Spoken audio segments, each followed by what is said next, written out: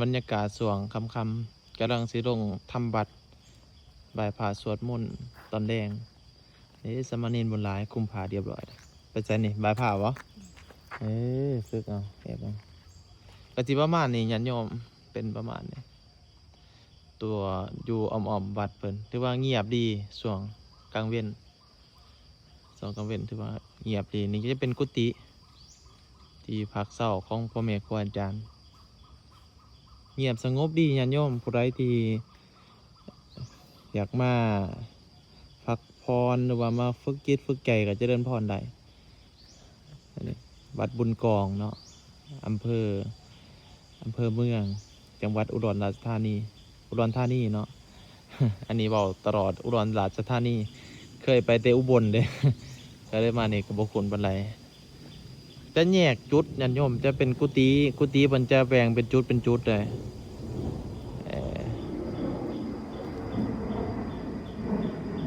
เสียงเครื่องวิน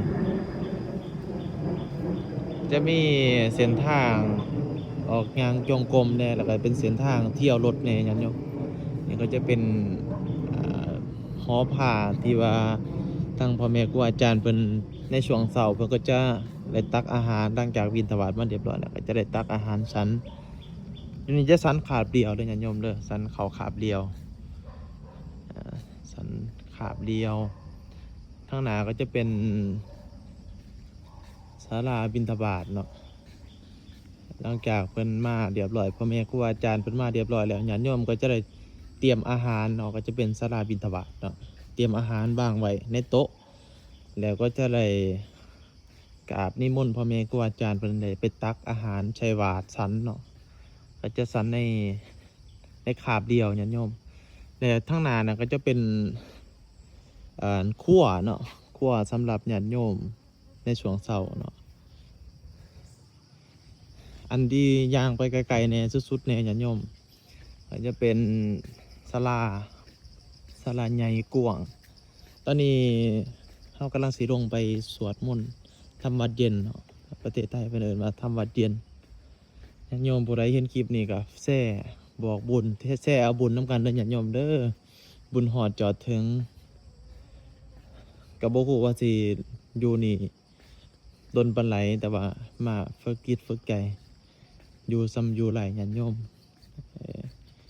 แต่ว่าที่จริงแล้วก็คือว่าแหละได้มาพ่อได้มาพบก็ถือว่าดีใจมันจะเป็นเฮือนครัวส่วนฟังนะช่วงขับคำแรงๆแต่เป็นค่อยๆไก่สิตกกินดินบรรยากาศถือว่าสวยงามแฮะก็ถือว่ายางไก่ผสมกวนในหยันยมเลยแต่กุฏิมาประมาณ600 เมตรไปเลย30 มหอดนี่เป็นดอกไม้ที่เป็นจัดเตรียมไว้ปลูกไว้นั่นแหละพ่อแม่ครูอาจารย์ทั้งญาติโยมถวายก็จะได้มาปลูกไว้จัดไว้ตามนี่ก็จะเป็นศาลพระพุทธรูปเนาะของหลวงปู่หมันหลวงปู่ทวดก็จะอยู่จุดนี้ร่วมเบิดนะขนาดหลวงปู่ซื้อรังที่ว่าเป็นไรกราบไรบายไรญาติโยมโอ้ศาลาคงทำบนใหญ่และญาติโยมเลยใหญ่แฮงแต่ว่าสำหรับออกวินทวารเนี่ยก็สิประมาณ3-4 ลักเลยญาติโยมเดินไปในช่วงเสาร์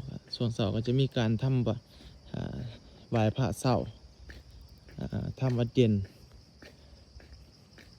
ทุกมื้อเลยญาติโยมเป็นกิจวัตรเลยผู้ใดที่กำลังท้อแท้อยู่กับชีวิตให้มากราบมาไหว้เด้อมาฝึกจิตฝึกใจอยู่นี่อาจจะสบายใจขึ้นบ่จักเพราะมันเงียบดีอยู่ประเทศไทยอยู่อุดรธานี